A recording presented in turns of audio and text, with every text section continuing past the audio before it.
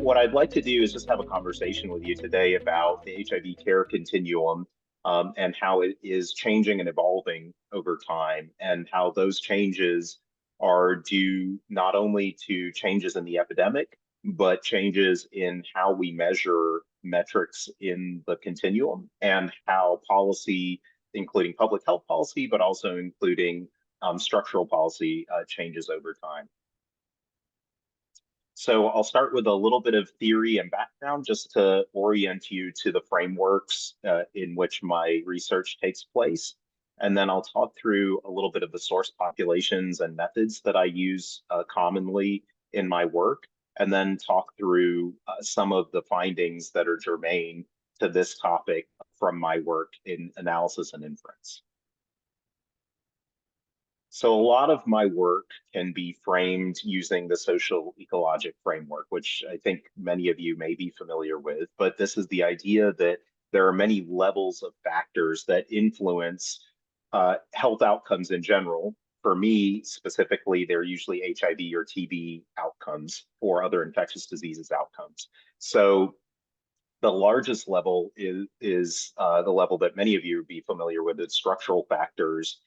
These can include things like public policy, which I am interested in, and funding priorities, government programs, but they also include things like the socioeconomic circumstance of individuals in large populations. So poverty, infrastructure, transportation, capacity to actually reach healthcare, so healthcare access.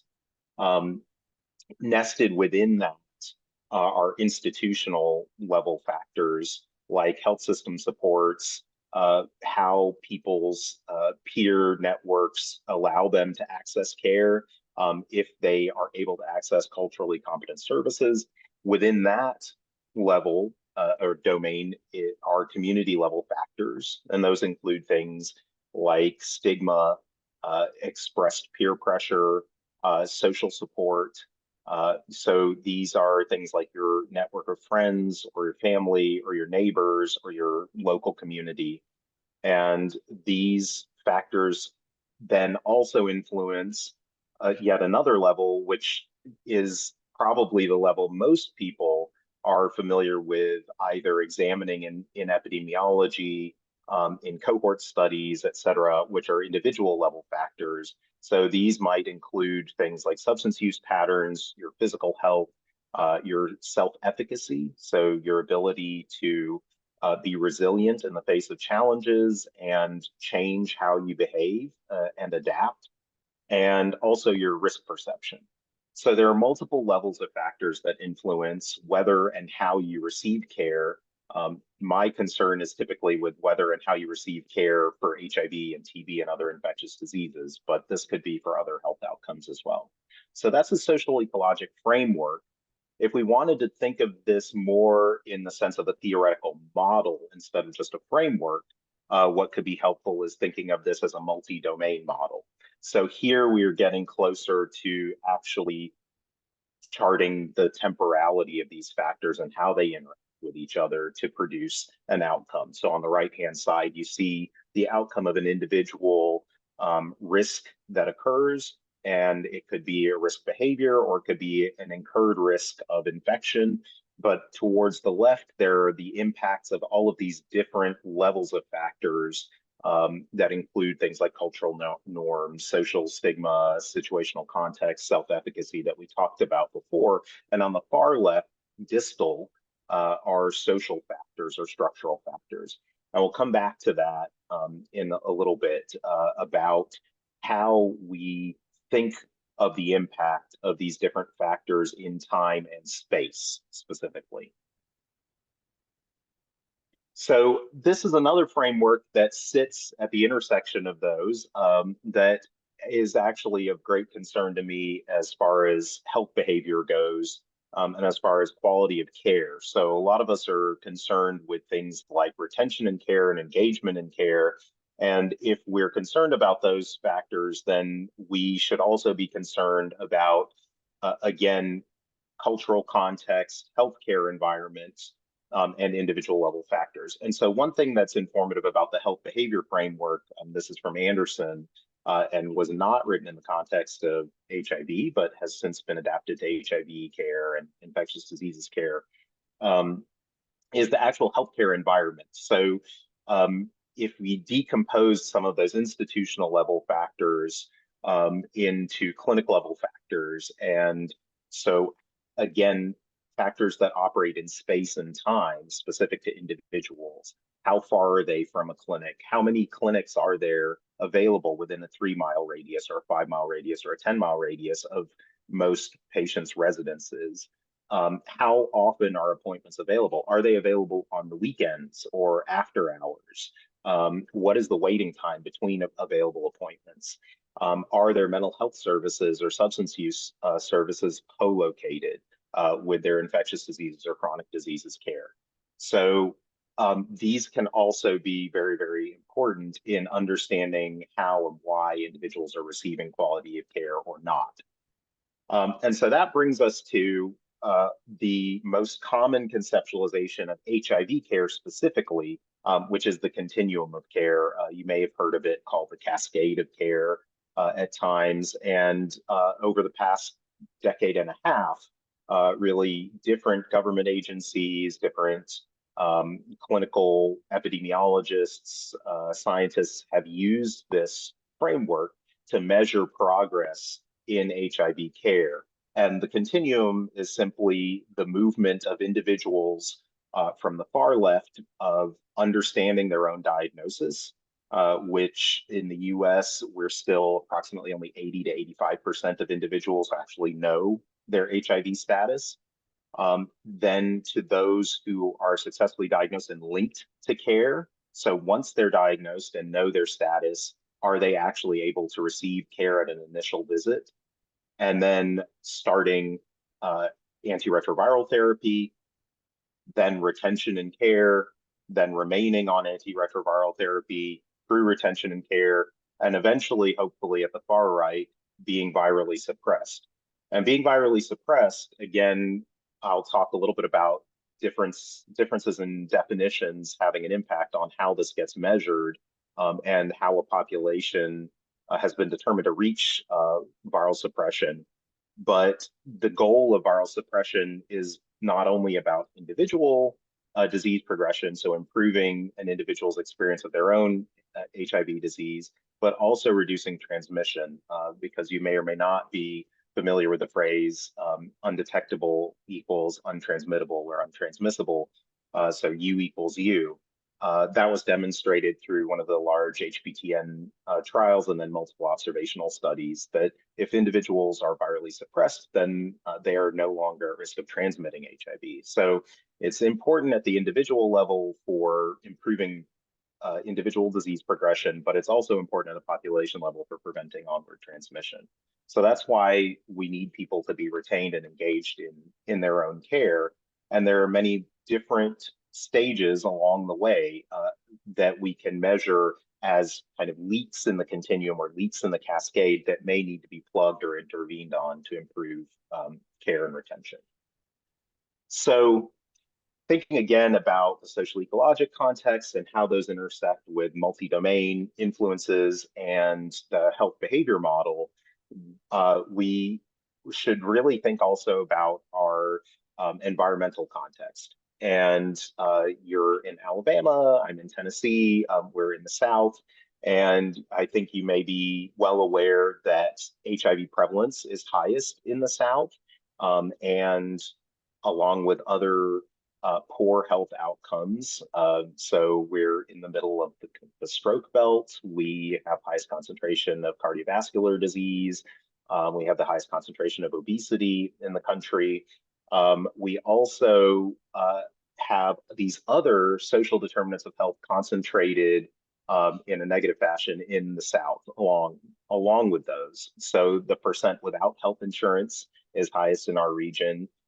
Income inequality is highest in our region. The percent living in poverty, the proportion living in poverty is also highest in our region. So there is a co-location of these different social determinants of health along with these negative infectious and chronic disease outcomes that we see. And I'm interested in how these factors not only are co-located, but how they operate together. Um, Specifically with HIV, as I noted, HIV prevalence is highest in the South, but also the incidence of AIDS, which is advanced HIV disease. So if somebody has either not received care or received poor care, and their HIV has been allowed to kind of run unchecked, then you can expect that on the natural untreated course, it's within 5 to 10 years after they're initially infected that they may develop AIDS. So that's a marker of poor disease management, of poor disease progression. And the incidence of AIDS is highest in the South. There have been declines in AIDS incidence and in HIV associated mortality since the onset of highly active antiretroviral therapy. So the introduction of classes beyond just nucleoside or nucleotide reverse transcriptase inhibitors in the mid 90s. And now we're even on to fourth and fifth generation, additional classes. So not just protease inhibitors and non-nucleosides, but integrase inhibitors have been rolled out as first-line therapy very broadly and with great success, although there's some interesting follow-up questions about cardiometabolic complications potentially. Um, but there have been declines in AIDS and mortality in the US dramatically after the introduction of highly active therapy. But most of those gains have been, again, in regions outside of the South. So we have had dramatic improvement, but the improvement is disparate, again, by region. If we look at more recent data, we can see this is work led by Patrick Sullivan that was published in Lancet a couple years ago, that there is still a regional disparity that occurs or that co-occurs along with these different racial, ethnic, and risk group or key population disparities within HIV. So the HIV epidemic in the United States is a concentrated epidemic. It's not generalized like it is in much of the Southern African continent. But we still have these clear key population disparities where there are certain groups of people who are at higher risk, not only of infection with HIV, but then of poor disease progression. And how do those personal identities intersect with these social determinants and structural determinants of health? Some of those things are determined by place. And as I said, you're very, very well aware, being in Alabama, just as I'm aware, being in Tennessee, that many of these issues, at least in the US domestically, have a rich political and social history to why geography has dictated these different outcomes this way. And so it may not really be geography. So again, nested within this social ecologic model, we have a way to look at how the HIV epidemic is progressing and how we could intervene on it to improve the trajectory even further. So I talked about a dramatic improvement in mortality and in AIDS incidence after the introduction of highly active therapy. But again, those benefits have accrued differentially to different groups. And so we're still left with how do we make sure people access the medication? So it's one thing that the medication exists and is available theoretically, but how do people actually access the medication? And then how do people stay on the medication? Because it's not a one-time treatment and then cure. It's a chronic condition that requires continuous treatment. And so, again, many people have looked at these factors and said, if we decompose these into individual factors, are there interventions we can have on providing improved mental health treatment and substance use treatment co-located with HIV or chronic disease treatment? Can we improve housing? Can we provide food support or transportation support? But within this context, then also look at things like social factors or structural factors. So how can we convince states at this point, most states have expanded Medicaid access. We're one of the few that have not in Tennessee, and I think also Alabama is not. I think that Mississippi's legislature is currently considering expanding and is expected to approve expansion of Medicaid. But you know, that's a structural level factor that could influence access to care and availability of people to access medications. In HIV care, we're very fortunate that we have a federal safety net program, Ryan White, which does quite an excellent job of catching a lot of individuals who might not otherwise receive care. But that's an example, again, of a structural level factor. So will Ryan White funding be renewed? Will Ryan White funding be dispersed? So if it's dispersed by states for different parts, different programs in different communities, and there are community level grants, and there are clinic level grants that are also given out through Ryan White. But will that change? So many of you may remember the 2008 financial crisis.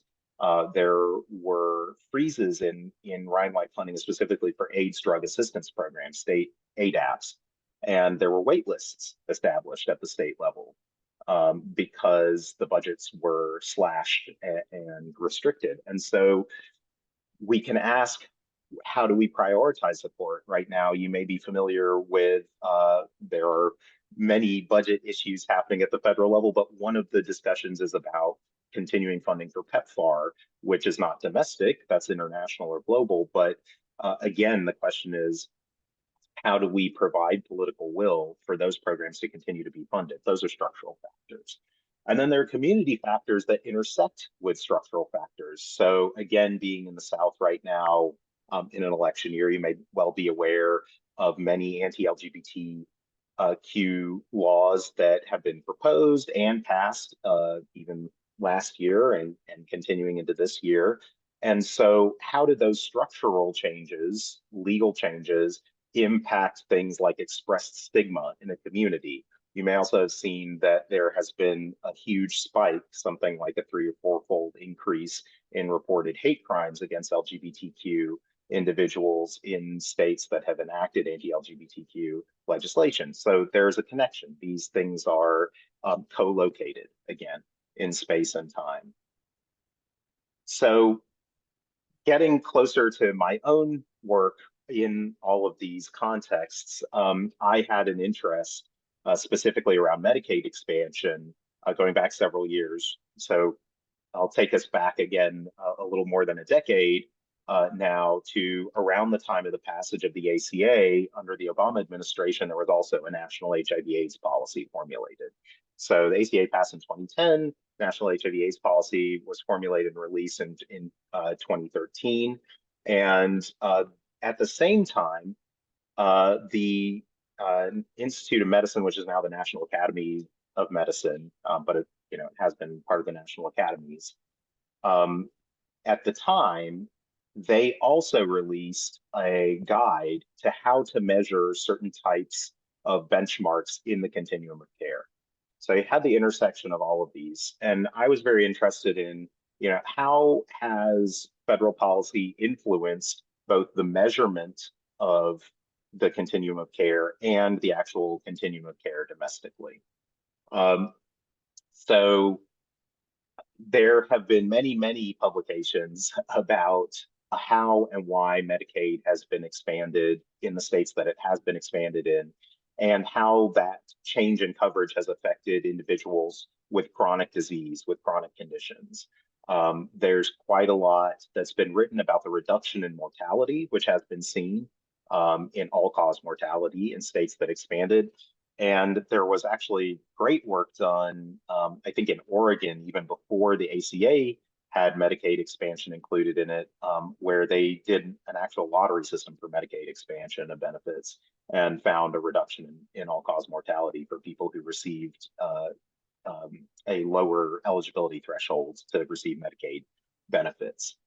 So there's a lot of work that's been done showing the overall benefits of Medicaid on general health. And also how those benefits, again, have flowed disparately to different groups, to key populations. So remember that Medicaid isn't universal health. It does have strict eligibility requirements in different states, and the states that expanded it, they loosened the restrictions, and so more people were eligible. But that doesn't mean there aren't restrictions at all. And so there have been fluctuations in how some states administer Medicaid to their populations that are eligible, including testing things like work requirements. So you may remember that that was initially vetoed in Arkansas and then passed.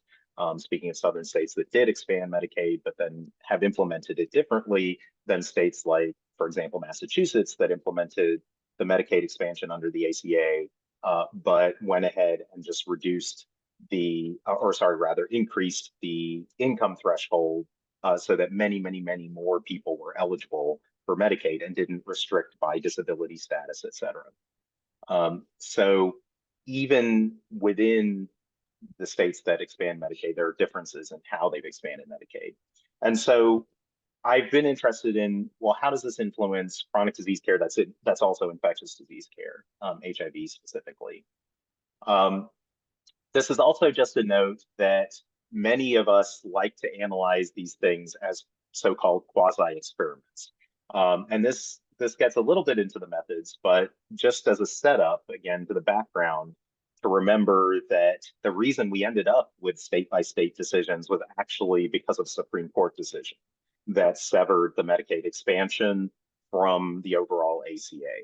So that is kind of what set up this process of us having states make these individual decisions, as opposed to what was originally intended in the ACA, which was just there would be a nationwide expansion of Medicaid coverage. And because of that, it changes how we analyze the effects of something like Medicaid expansion on HIV care.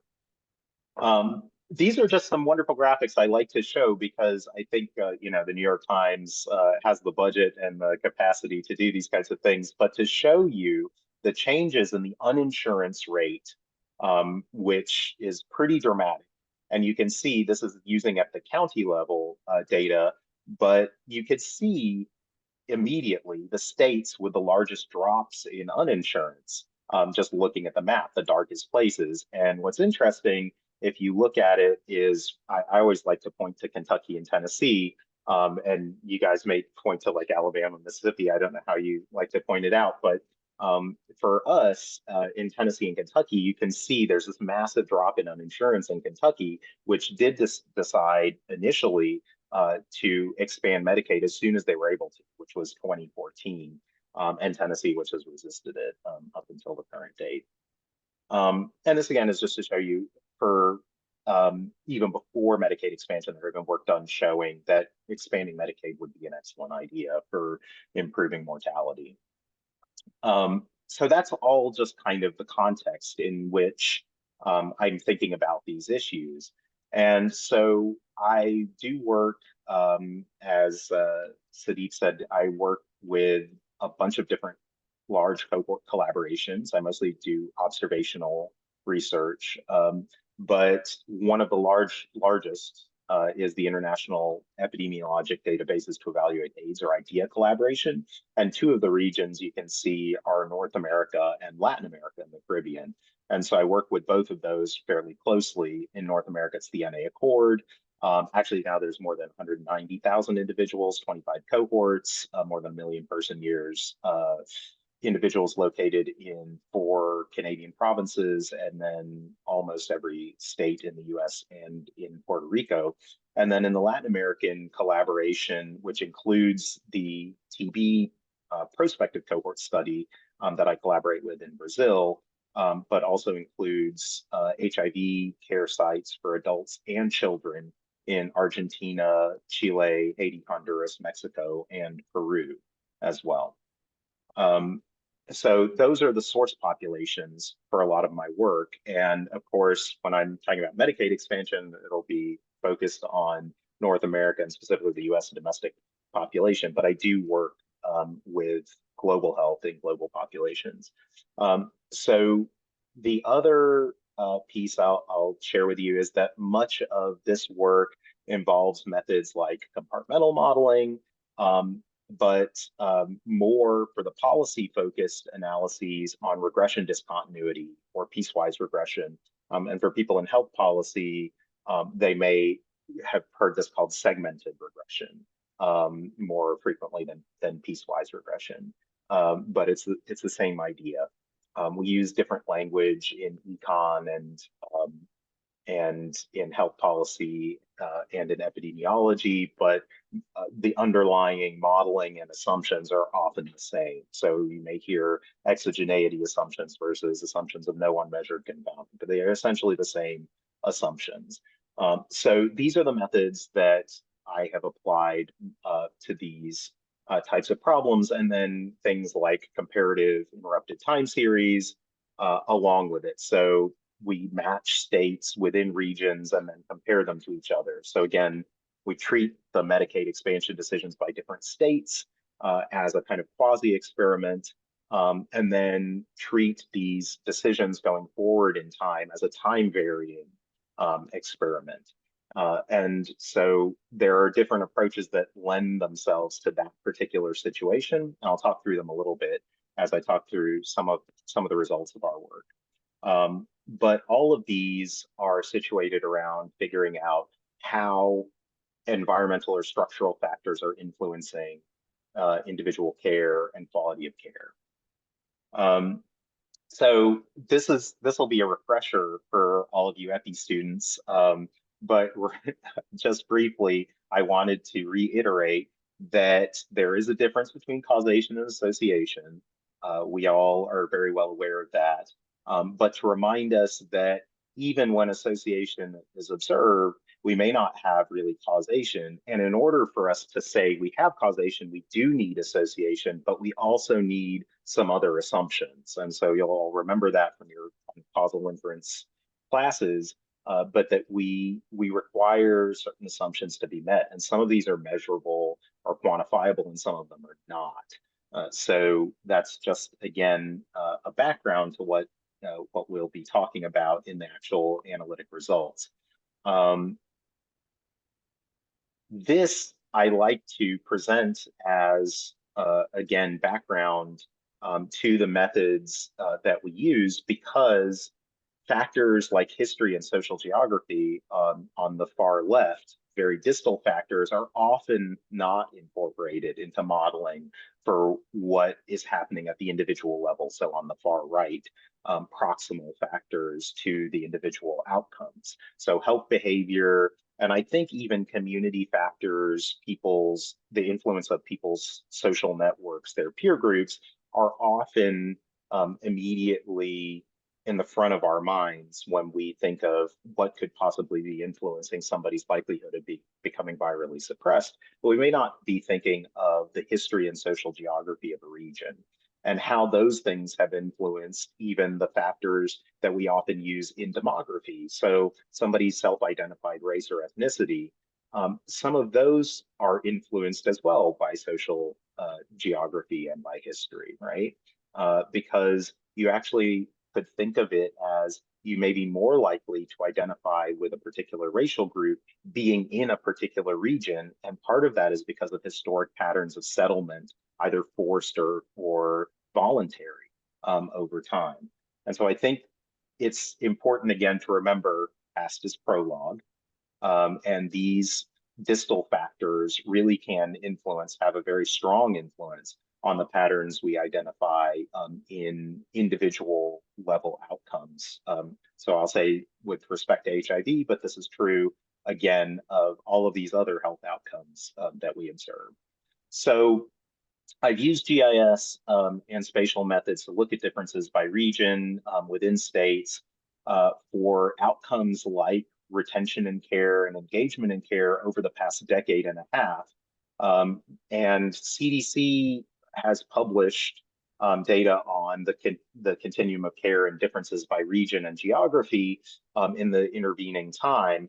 But I will say mine was some of the first work to look at this nationally by region and by geographic location early on, right after the ACA passed.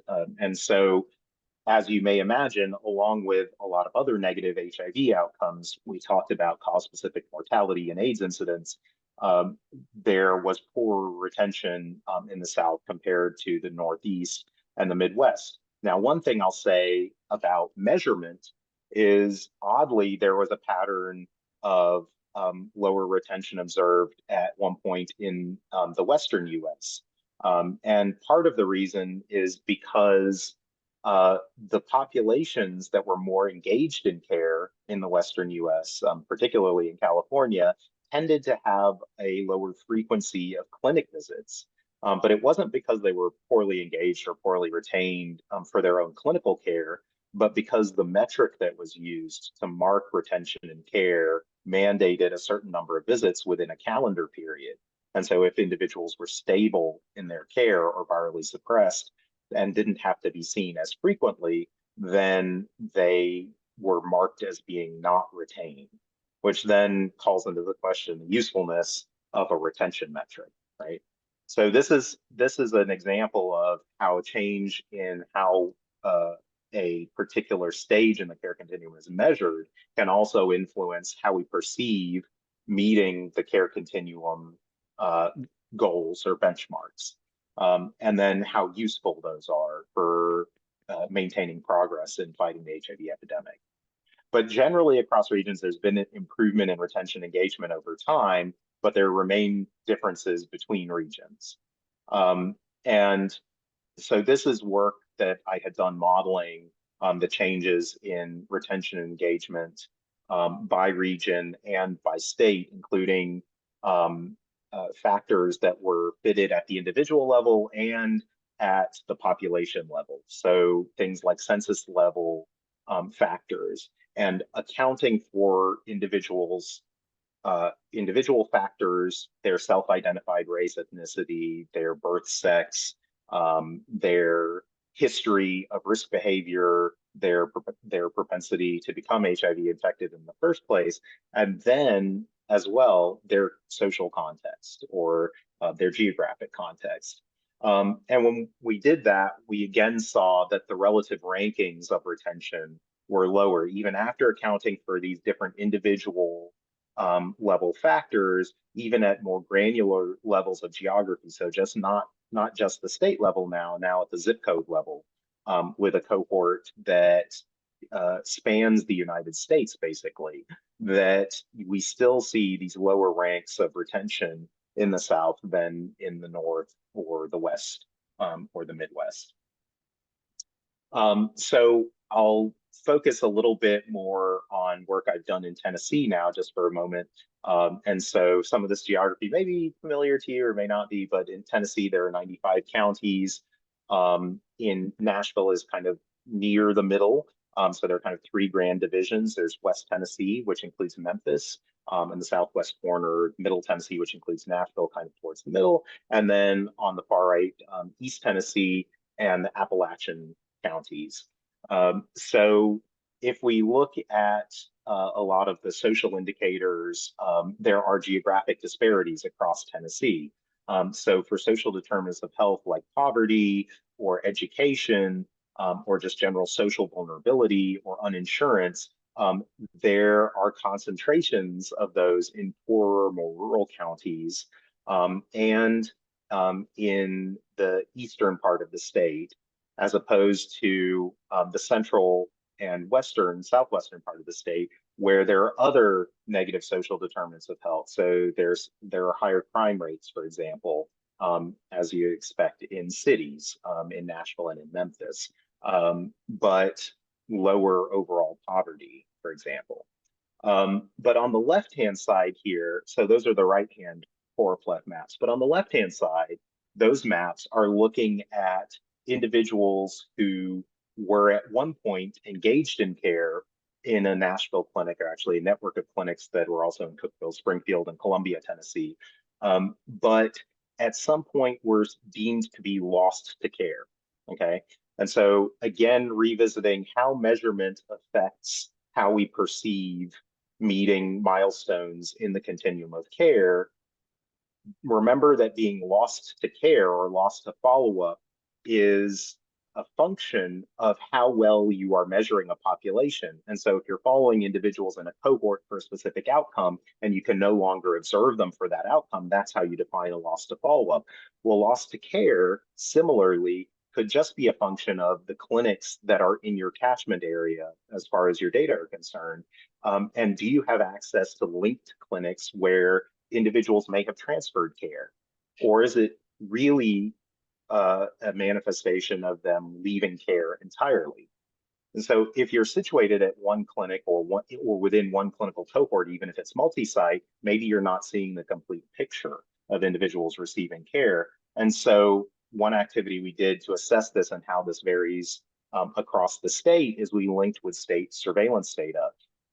And since CD4 and viral load are mandatorily reported since 2012 in Tennessee, we have essentially 95% capture of everyone receiving either a CD4 or viral load test. And if we use that as a proxy for engaging in HIV care somewhere in the state and trying to account for people who have moved out of state as well, then we get a different picture of who is really lost to care and who is essentially just lost to clinic at a single clinical site or even a multi-site cohort.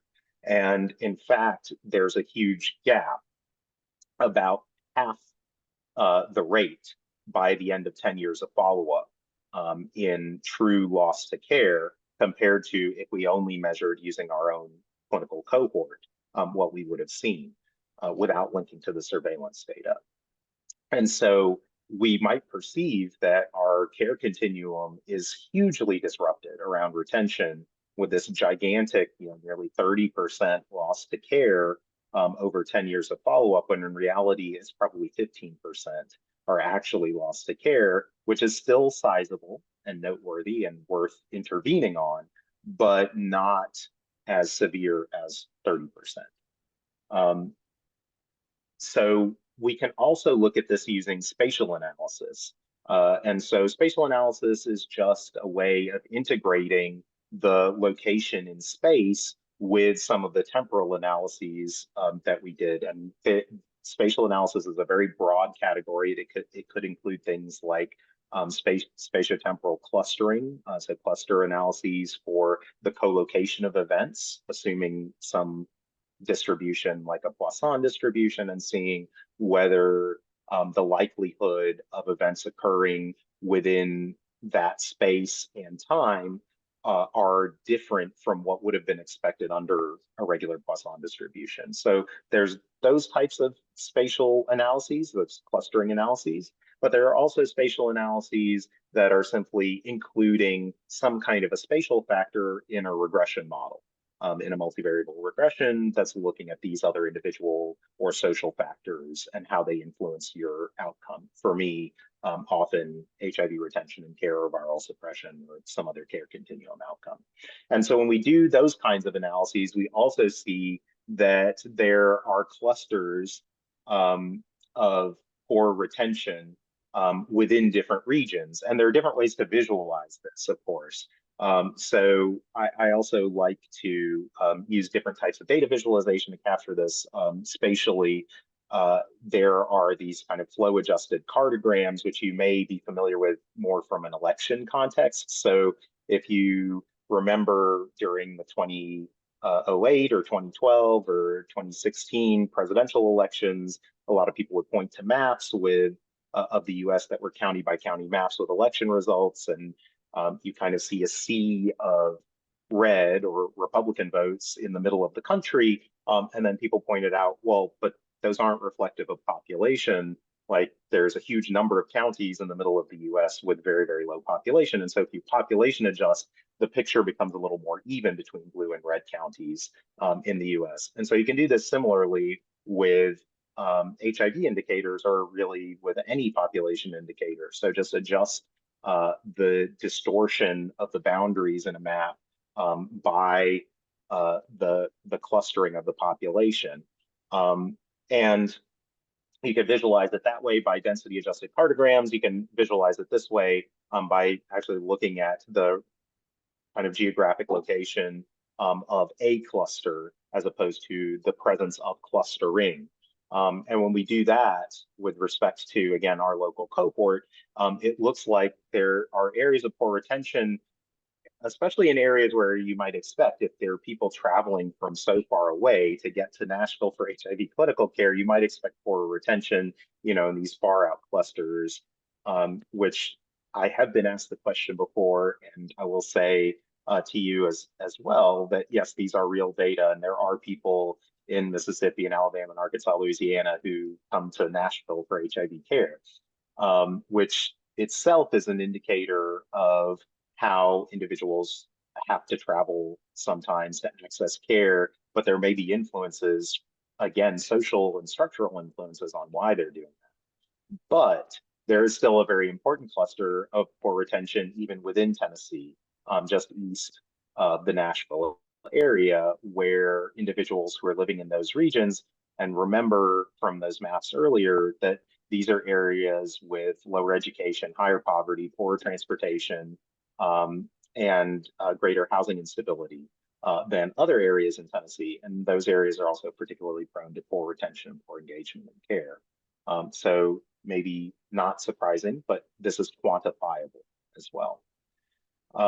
As far as getting back to like the actual influence of Medicaid expansion, again, a lot of work has now been done specific to HIV as well. So we've done work with other groups in the HIV-RN, which is sadly now defunct multi-site cohort, but showing that the increase in Medicaid coverage among people with HIV accompanied Medicaid expansion, but also an increase in use of Ryan White services, which was not anticipated because Ryan White, again, is a safety net program and is intended more for individuals without other types of coverage. But the proportion of people relying on Ryan White while in care did increase.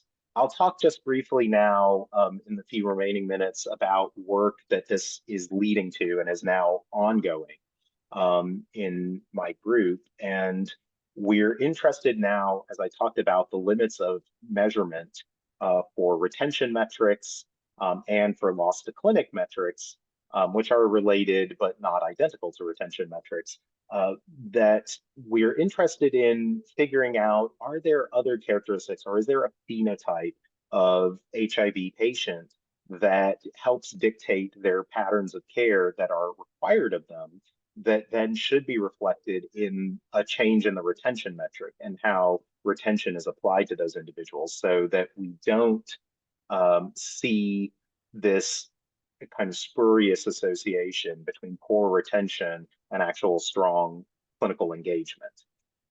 And one approach might be to do something like latent growth curve modeling. So this is an exercise that I'm currently engaged in within the NA Accord and looking at different populations over time. And perhaps it is the case that individuals who are stable in care, who are virally suppressed, who have stable housing, who have other social support, don't need to visit the clinic as frequently. And now in the era of COVID, it may be that people are able to access healthcare services through telemedicine in ways that mean they engage less frequently, or they don't need to have their prescription renewed as frequently as we maybe shift to long-acting injectables, and how those data are captured. So this idea of having a single retention metric applied to a national population may really be a thing of the past. And I think we may be moving in the direction of developing better metrics for different populations so that